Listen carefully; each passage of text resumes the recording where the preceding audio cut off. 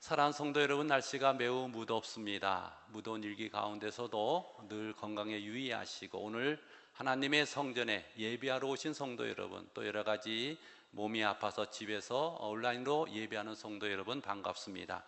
우리 하나님께서 예배하는 모든 성도들에게 복을 주셔서 지역을 넓혀주시고 주의 손으로 도우셔서 환난을 벗어나 근심이 없게 하시는 응답 주시길 축복합니다.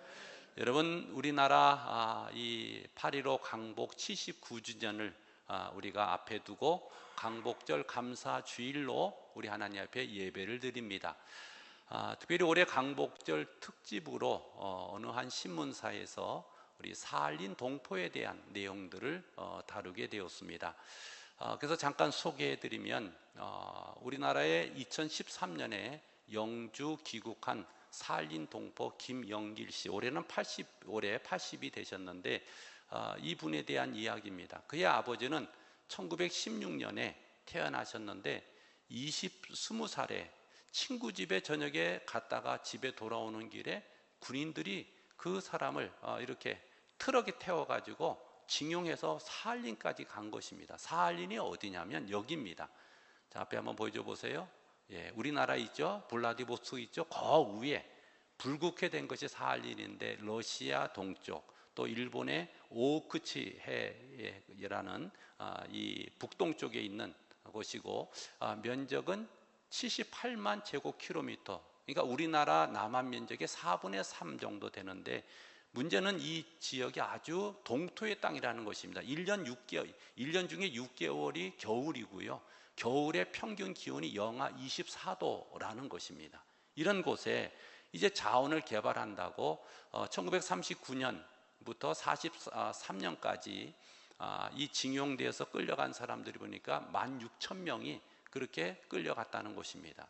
다음 글이 한번 보여줘 보세요. 저렇게 길 가다가 그냥 다 젊은 사람들이잖아요. 잡아가지고 트럭에 태워가지고 그냥 끌고 가는 것입니다. 어딘지도 모르게 끌려간 곳이 이 사할린이라는 곳이고, 저 당시 사할린에 끌려가는 사람들의 그런 사진의 모습입니다. 그리고 이제 그들이 살아가던 삶의 모습은 그 다음 장이에요. 이 움막을 짓고 살았다는 거예요. 영하 24도가 넘는 날씨에도 난방시설은 전혀 없이 이런 움막 속에서 극한 생존을 그들이 이렇게 하면서 살아갔다는 것입니다. 그래서 아까 김영길 씨 그 부친도 이곳에 와서 탄광에서 일을 하면서 저녁에 가족들과 함께 식사할 때는 항상 눈시울이 붉어지고, 반주를 한잔 하시면서 눈시울이 붉어지고 아리랑, 그러니까 이제 사할린, 또 여기 이곳에서 이 러시아 내륙 쪽으로 또 이주시킨 그 고려인들, 이분들이 이제 늘 잊지 않는 게 뭐냐면 아리랑입니다. 그 부모들이 늘 고향을 그리면서 사무치게 불렀던 것이 아리랑 노래라는 것입니다. 그래서 이제 8.15 광복이 되니까 이렇게 강제징용 당한 사람들이 고국에 돌아갈 수 있겠다 희망을 가졌는데, 전혀 그것은 그냥 희망에 불과했다는 것입니다. 왜냐하면 패전국인 일본이 자기들이 징용한 사람들에 대해서 고국에 돌아갈 수 있도록 책임을 져주지도 않고, 또 그 당시 소련이 이 사할린 지역의 개발을 위해서 이곳의 노동자들을 그대로 머물게 했다라는 것입니다. 그리고 이제 미 군정도 이 사할린이나 이런 데에 가 있던 우리 동포들이 돌아오는 일들에 적극 협력하지도 않고, 이로 인해서 이들이 이제 이 사할린에서 그렇게 영구 살아가는 삶이 되었다는 거예요. 물론 그곳에 강제로 잡혀간 사람들이 소련의 국적을 얻는 것은 불가능했고, 그 대신 이제 북한의 국적은 얻을 수 있었다는 것입니다. 그런데 북한의 국적을 취득하면은 영원히 이 남한에 오지 못할 것 같아서 북한의 국적도 취득하지 않고 무국적자로 그들이 평생 살았는데, 무국적자가 되다 보니까 러시아 지역에 이동도 자유롭지 못해서 사할린 지역에서만 그들이 평생을 살다가, 가령 아까 얘기했던 그 김영기 씨 아버지 같은 경우는 폐병으로 그렇게 돌아가시게 되었다는 것입니다. 돌아가시면서 이제 아버지 한 유언이 뭐냐면, 언젠가 반드시 한국에 돌아갈 길이 열릴 것이다. 그럴 때 너는 많은 생각하지 말고 내가 죽더라도 반드시 한국에 돌아가거라, 고국에 돌아가거라, 이런 유언을 남겨서 40년 전에 돌아가시면서 남긴 아버지 유언에 따라서 2013년도에 영주 귀국했다라는 그런 내용들입니다. 아직도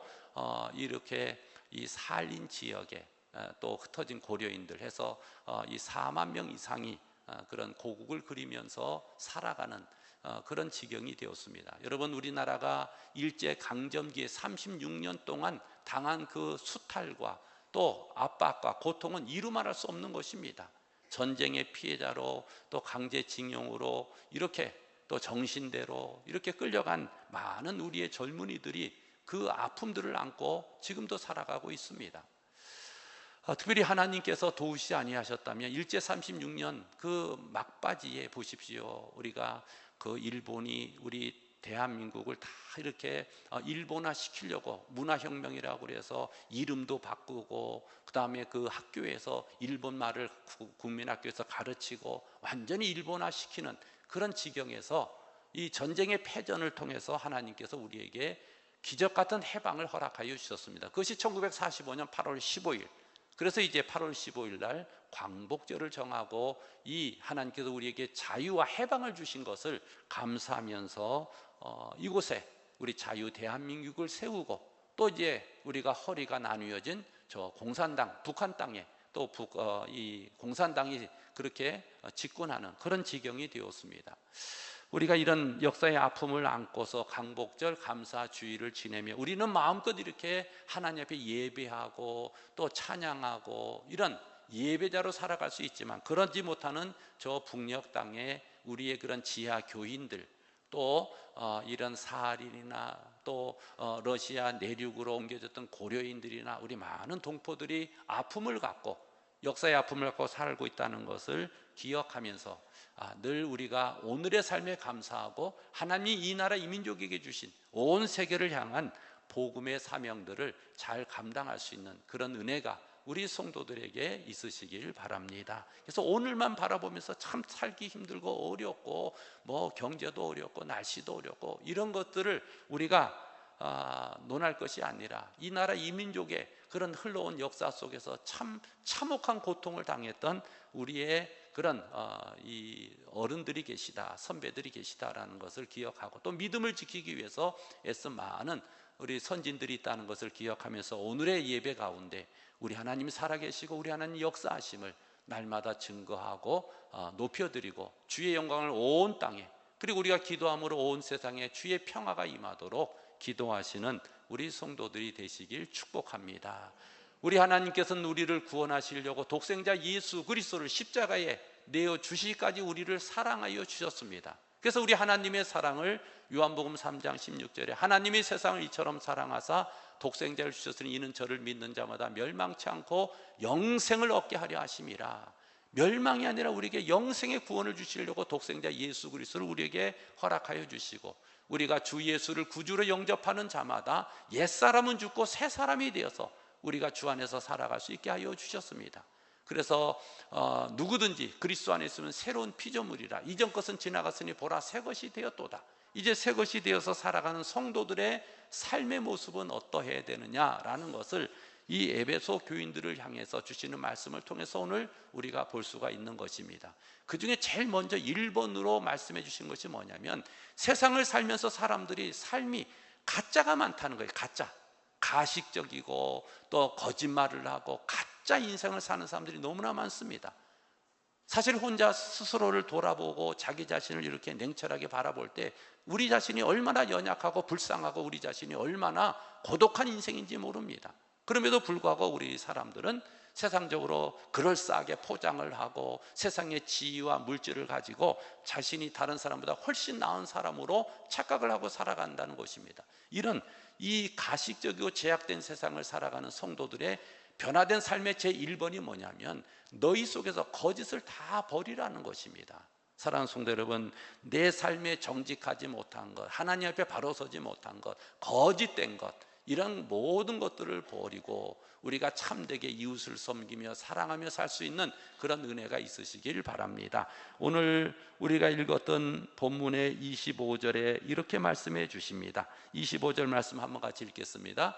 그런즉 거짓을 버리고 각각 그 이웃과 더불어 참된 것을 말하라. 이는 우리가 서로 지체가 됨이라. 아멘.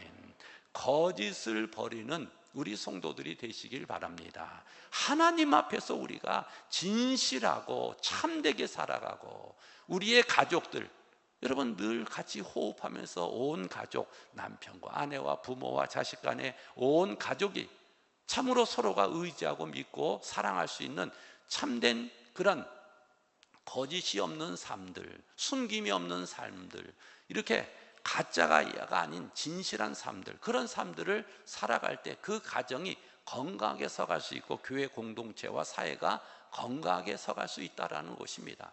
말세가 될수록 가장 그렇게 판치는 것이 무엇입니까? 거짓말하는 것입니다. 그 거짓말의 대표적인 것이 보이시피싱이나 여러 가지 사기를 통해서 많은 사람들의 돈을 빼앗아가는 그런 거짓된 삶이 얼마나 많은지 모릅니다. 이런 때에 여러분, 우리가 정신을 바짝 차리고 근신하여 깨어 기도하며 하나님의 사람으로서 우리의 삶, 자신 한 사람 한 사람의 삶을 바르고 정직하고 아름답게 세워갈 수 있기를 주의 이름으로 축복합니다. 옛날에는요, 시골 사람들이 그랬어요. 서울 가면 그냥 사람들이 코백한다고 그랬어요. 코백한다. 하도 서울 사람들이 야가 빠지고 막 그래서 코백한다고 그랬어요. 여러분들은 서울에 살아서 잘 모르시죠? 저는 시골에 살아가지고 서울 가면은 정신 안 차리면 코백한다고 그랬어요. 그만큼 이 서울의 삶, 도시의 삶은 대단히 그냥 막 빠르게 지나가는 그런 삶입니다. 여러분, 아무리 코백하는 세상, 아무리 분주한 세상, 아무리 그렇게 AI가 판치는 세상이 됐다 할지라도 우리가 하나님 안에서 정직하고 바르고 진실하게 참되게 살아가면 그 삶을 누가 인정해 주시느냐? 하나님이 인정해 주실 줄로 믿습니다. 여러분, 우리가 욕심이 많아서 뭔가 더 많은 것을 자꾸 얻으려고 하고 이루려고 그러지, 우리 하나님께서 우리에게 원하시는 것이 더 많은 부자 되거나 더 많이 성공하거나 더 많은 것을 누리거나 그러시겠어요? 그렇지 않습니다. 하나님의 자녀답게 우리가 거짓을 버리고 정직하고 바르게 우리 자신의 삶을 믿음의 사람답게 주 앞에서 세워갈 때에 그 한 사람 한 사람을 통해서 가정이 살고 교회가 살고 이 사회 공동체가 살아갈 수 있는 줄로 믿습니다. 그래서 여러분, 죄악된 세상, 어지러운 세상일수록 도둑놈이 많은 세상에 살아가고 있습니다. 이 남의 것을 해치고 남을 해치고 남의 것을 훔치려고 하는 그런 사람들, 이런 모든 거짓을 우리가 다 내어버리고 참되고 진실하게, 그리고 주님이 부르신 날까지 오직 진리로 살아갈 수 있는 우리 성도들이 되시길 바랍니다. 그래서 예수 믿고 구원받아 변화된 새로운 피조물이 된 사람의 1번이 뭐냐면 거짓을 버리라는 거예요. 거짓을 버리라. 여러분, 우리의 삶이 하나님 앞에서 정직하고 바르게 늘 우리의 믿음의 삶을 세워가는 우리 성도들이 되시길 축복합니다. 두 번째 하나님께서 주신 말씀이 뭐냐면 분을 내지 말라는 것입니다. 그러나 분을 낼 때는 죄 짓지 말고 그 분을 해가 지도록 품지 말라. 오늘 두 번째 26절 27절에 말씀해 주십니다. 26, 27 같이 읽습니다. 분을 내어도 죄를 짓지 말며 해가 지도록 분을 품지 말고 마귀에게 틈을 주지 말라. 아멘. 자, 마귀에게 틈을 주는 것은 두 가지입니다. 거짓말과 도둑질입니다. 이 거짓말은, 마귀는 거짓의 아비입니다. 성경에 보십시오. 악한 사탄은 거짓의 아비입니다. 그래서 거짓말하는 자는 자꾸 거짓말을 많이 하다 보면 자기의 삶에 자기가 누군지도 모르는 혼란 속에 빠져들어가고 이 마귀의 앞잡이가 되어가는 것입니다. 두 번째, 이 도둑질하지 말라, 분을 내지 말라, 그렇게 말씀해 주십니다. 이 분을 내지 말라, 분을 내어도 죄를 짓지 말라, 그렇게 말씀해 주십니다. 여러분, 분을 내어도 죄를 짓지 않기가 얼마나 어렵습니까? 아마도 우리 예수님께서 성전에 올라가서 장사하는 사람들을 상을 뒤엎고 그 사람들을 쫓아내시면서 분노하셨는데, 아마 예수님의 분노는 의로운 분노로서 그렇게 죄를 짓지 않는 분노였습니다. 그러나 우리 보통 사람들은 화를 내면요, 그 분을 낼 때 그것을 분내는 것으로 끝나는 것이 아니라 그 마음에 악함이 도사리고 있습니다. 그래서 증오하고 미워하고 그 다음에 못되게 하려고 하는 그런 마음들이 들어가 있다라는 것입니다. 그래서 오늘 분을 내어도 죄를 짓지 말라, 그렇게 말씀해 주셨습니다. 그리고 분을 품지 말라, 해가 지도록 분을 품지 말라는 거예요. 분을 품는다. 여러분, 분은 성경에서 불로 자꾸 묘사해 주는 것을 볼 수 있습니다. 작은 불이 모든 것들을 태워버리듯이 분을 사귀지 못하고 분에 사로잡히면요, 그 사람이 이성적인 판단을 잃어버리고 그릇되고 잘못된 판단을 해서 타인을 죽이기도 하고 또 자신의 삶에 극한 행동을 하기도 하는 그런 결과가 나타나는 것입니다. 언젠가 한번 교통사고 이렇게 블랙박스 보여주는 TV를 보다 보니까 어떤 사람이 길에 고속도로 가다가 서로가 막 그렇게 다툰 거예요. 그러다 여자가 하도 화가 나니까 차에서 차문 열고 뛰어내 버렸어요. 그러니 여러분, 달리던 차에서 차문 열고 뛰어내렸으니 얼마나 크게 다쳤겠습니까? 그런데 그렇게 크게 다치는 것에 대한 인식을 하지 못하고 너무 화가 나니까 그냥 차문 열고 뛰어내리는 거예요. 그러니까 이 분노는요, 이 사람의 삶을 완전히 망가뜨리고 다 태워버리고 악한 사탄이 틈을 타는 기회를 주는 것입니다. 그래서 사랑하는 성도 여러분, 이 혈기를 부리고 자신의 의를 가지고 타인을 나무라면서 이렇게 분노하는 것, 우리가 자제할 수 있는 은혜를 받을 수 있기를 바랍니다. 그래서 더운 날씨에 화를 내면은 더 더워요, 안 더워요? 더 덥죠. 여러분, 화낼 필요가 없어요. 다 하나님께서 우리의 삶을 협력하여 선을 이루고 하나님께서 때를 따라서 삶의 은혜를 주신 줄로 믿습니다. 아무리 더워도요, 말복 지나고 8.15 지나면은 희한하게 찬바람이 불어요. 그래서 여러분 매년 겪어보셨잖아요. 8.15 지나면요, 이 바닷물이 차가워서 들어가지도 못하는 그런 지경이 되는 것을 보면서 참 하나님께서 하시는 이 계절의 변화는 신비롭다라는 것을 보여주고 있습니다.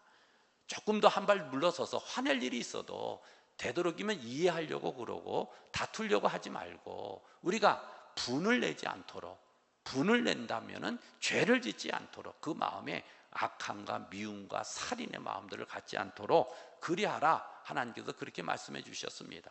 여러분, 이 공동체의 삶에서 이 분 때문에 인생을 망가뜨리고 또 자신의 삶을 교도소로 가는 사람들이 얼마나 많습니까?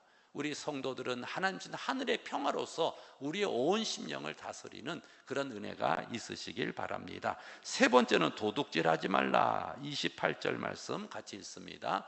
도둑질하는 자는 다시 도둑질하지 말고 돌이켜 가난한 자에게 구제할 수 있도록 자기 손으로 수고하여 선한 일을 하라. 아멘.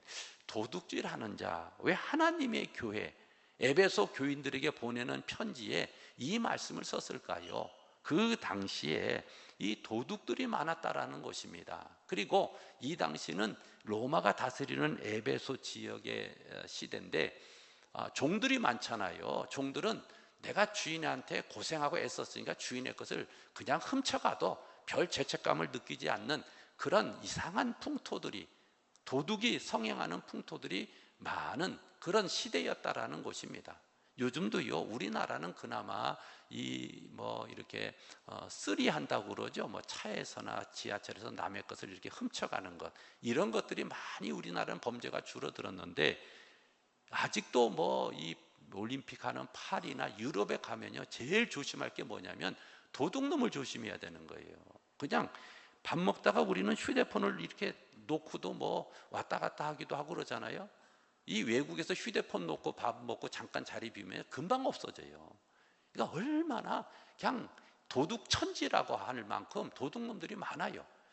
여러분, 이 에베소 지역의 이 도둑질에 대해서 우리 하나님께서 말씀하시는 것은 남의 것에 대해서 이런 탐심을 가지는 마음들, 이게 도둑을 그치고 도둑질을 그치고 그치는 것에 그치지 말고 이제 더 열심히 일해서 선하게 다른 사람을 도와주는 그런 삶으로 변화될 것을 말씀해 주시고 있습니다.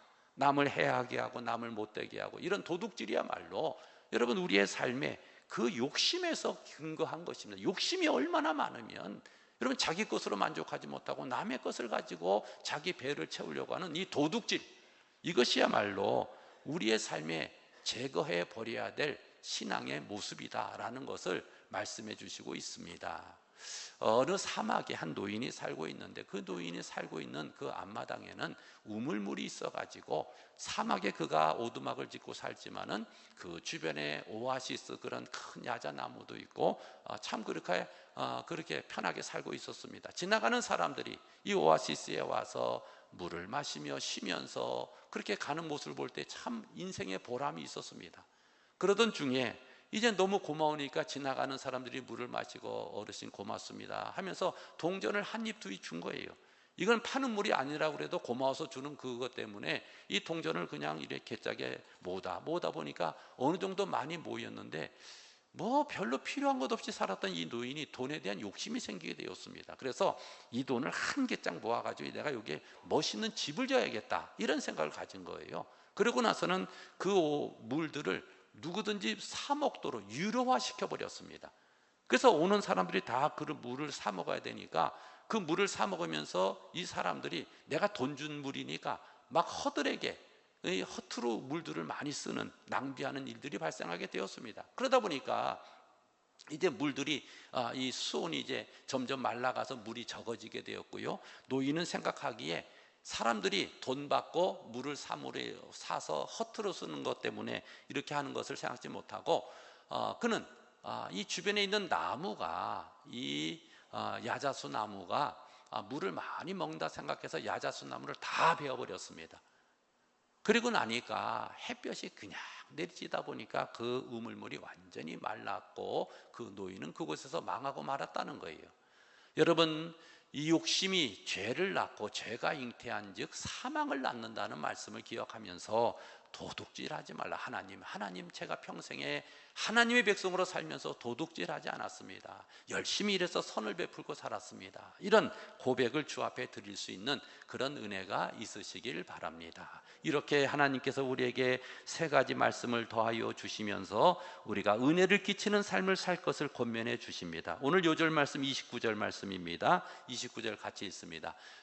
무릇 더러운 말은 너희 입 밖에도 내지 말고 오직 덕을 세우는데 소용되는 대로 선한 말을 하여 듣는 자들에게 은혜를 끼치게 하라. 아멘.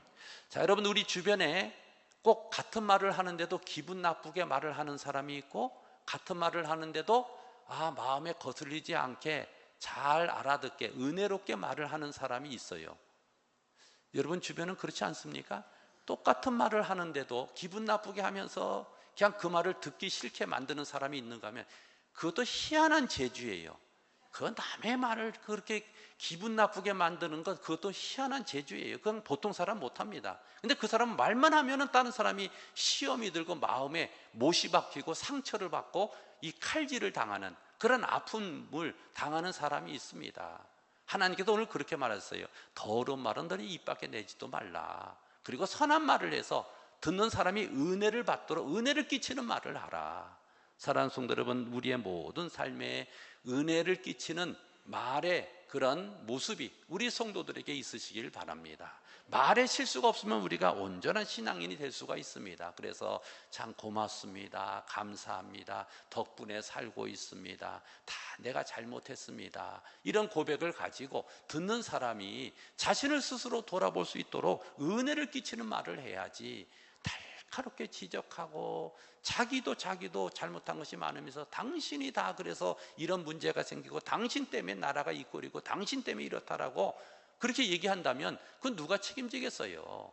사랑하는 성도 여러분, 우리가 하나님 기도하지 못해서 이 나라가 이렇고 우리가 기도하지 못해서 하나님 죄악이 판치고 있습니다. 하나님 다 제 잘못입니다. 이렇게 기도하면서 은혜를 끼치는 그런 성도들이 되시길 바랍니다. 한번 따라합시다. 다 제 잘못입니다. 집에 가서 한번 실천해 보세요.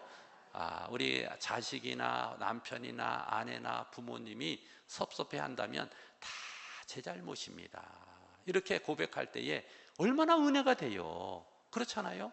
여러분 다 내 잘못이라는데 누가 그것에 대해서 그렇게 따지고 들 사람이 누가 있겠습니까? 그래서 우리의 신앙생활의 처음과 끝, 어떤 상황과 환경 속에서도 내가 바른 말하는 게 중요한 것이 아니라 은혜를 끼치는 말을 하도록 힘쓰는 게 믿음의 사람의 모습인 줄로 믿습니다. 덕을 세우고 은혜로운 말을 해야지 성경이 바른 말 하라고 하지 않았어요. 은혜 끼치는 말을 하라, 그렇게 말씀해 주시고 있습니다. 그래서 늘 우리의 삶에는 서로가 친절하고 불쌍히 여기고 용서하는 것이 필요합니다. 자, 우리 32절 말씀 같이 읽습니다.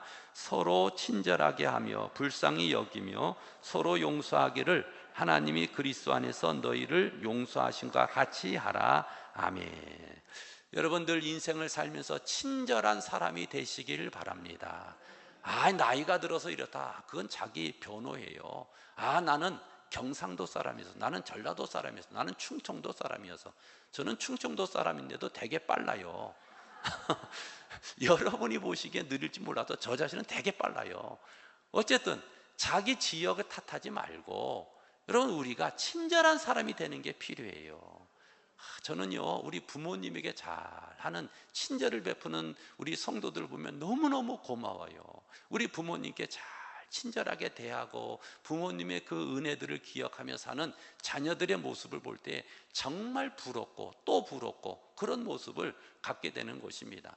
제가 이번 주간에 제일 부러웠던 사람은 우리 진태선 장모님, 최종희 권사님이 제일 부러웠습니다.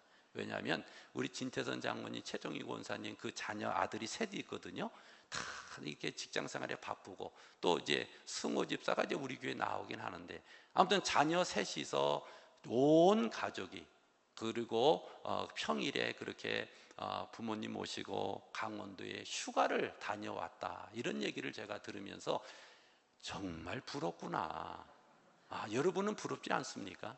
요즘 사람들은요 다 자기 그냥 휴가 갖기에 바쁜데 부모님 모시고, 그 부모님 모시고 가는 휴가에 자식 손자들이 같이 가니까 얼마나 즐겁겠어요. 그래서 참 부럽다, 그런 말들을 제가 제 아내하고 여러 번 했어요. 야, 우리 진장모님 또 우리 최종인 권사님 정말 복을 많이 받으셨다.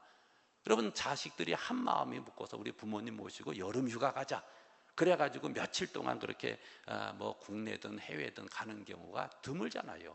그래서 참 우리 교회 어르신들이 많은데 우리 자녀들이 부모님 모시고 좀 휴가를 이렇게 계획하고 갈 수 있으면은 얼마나 좋을까, 이런 생각을 가져봅니다. 그래서 우리 자녀된 우리 성도 여러분, 부모님을 잘 섬기는 좀 친절한 마음들, 부모님께 대해서 참 친절한 마음들. 왜 그렇게 천천히 걸으세요? 왜 못 알아들으세요? 왜 식사하시면서 자꾸 흘리세요? 왜 그렇게 말씀이 크세요? 안 들리니까 말이 커지죠. 왜 크겠어요? 자꾸 부모님을 타박하지 말고, 나이가 드셔서 여러 가지 연약감, 우리도 다 그 길로 갈 거 아닙니까? 그러면은 부모님의 그런 보조에 맞춰서 우리가 천천히 같이 걸어드리기도 하고 부모님의 마음을 기쁘게 해드리고 또 그렇게 친절하게 살아갈 때, 그것이 바로 성령 하나님이 주장하는 사람의 모습입니다.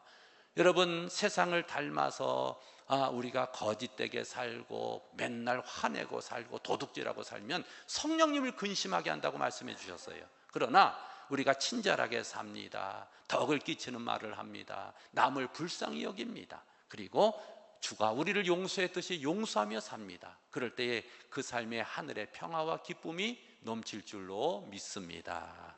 우리 하나님 주시는 은혜를 끼치는 그런 삶이 오늘도 우리 성도들에게 있으시길 축복합니다. 오늘 말씀을 기억하면서 우리 함께 기도하실 때, 하나님, 예수 믿고 구원받아 새 사람 된 저희들 이제 새 삶을 살길 원합니다. 하나님께서 주신 말씀대로 거짓된 것을 다 버리게 하시고 분을 내지 않게 하시고 도둑질하지 말고 은혜를 끼치는 말들 친절하고 불쌍히 여기고 용서하게 해 주옵소서. 우리 주여 한번 외치고 통성으로 기도하겠습니다. 주여, 하나님 아버지, 하나님의 크신 은혜와 사랑에 감사합니다. 아버지 하나님께서 저희들을 사랑하셔서 자녀 삼으시고 주의 백성 삼으셨습니다. 이제 하나님 아버지, 저희들이 하나님을 사랑하며 섬기며 살아갈 때에 하나님 우리 가운데 거짓을 버리게 하여 주옵소서. 늘 정직하고 바르게 하나님 저희들의 삶을 주 앞에 세워가게 하여 주시고 이웃과의 삶에도 신뢰를 쌓아갈 수 있도록 하나님 도와주옵소서. 분내지 않게 하여 주옵소서. 도둑질하지 않게 하여 주옵소서. 그로 인하여 마귀의 아버지 틈탈 기회를 주지 않고 늘 깨어 기도하게 하여 주옵소서. 하나님 아버지 친절하게 하여 주옵소서. 은혜를 끼치고 덕을 끼치는 삶을 살게 하여 주옵소서. 우리 온 성도들의 삶에 성령 하나님을 기쁘시게 하는 삶이 있게 하여 주옵소서. 주님 믿습니다. 아버지 역사하시고 아버지 함께 하여 주셔서 저희들의 삶이 날마다 주 앞에 아름답게 세워져 가게 하여 주옵소서. 주님 믿습니다.